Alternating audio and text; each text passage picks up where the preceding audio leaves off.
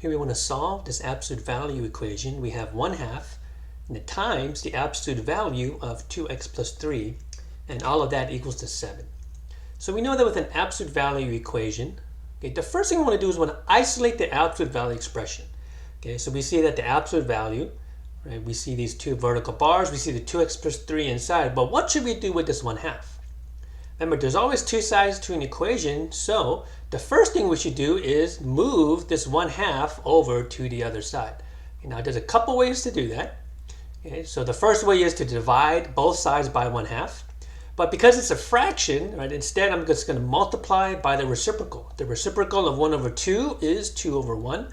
So I'm going to multiply both sides by 2 over 1. All right, notice on the left side, these just cancel out, right? So that's the whole point. Okay, we want to get rid of that 1/2. So you notice on the left, we are left with the absolute value. That's good. And on the right, we get 7 times 2, which is just 14. Now that we have this absolute value isolated, okay, remember, now we have to set up our two different equations. Okay, remember, the absolute value is the distance from 0. So what are the two different equations we make from this? We set the 2x plus 3 equal to positive 14, or we set the 2x plus 3 equal to negative 14. And now we should be able to solve both of these. Okay, you notice that we will have two solutions in this case, right? So let's go ahead, let's subtract the 3 to both sides, so we get 2x equals 11.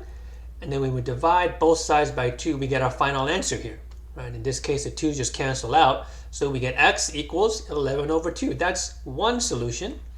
And then we have to go ahead and solve the other one, right? Let's subtract 3 to both sides. Be a little bit careful with your signs here. Negative 14 minus 3 is negative 17. So here, when we divide both sides by 2, that's going to cancel out. So we do just get x.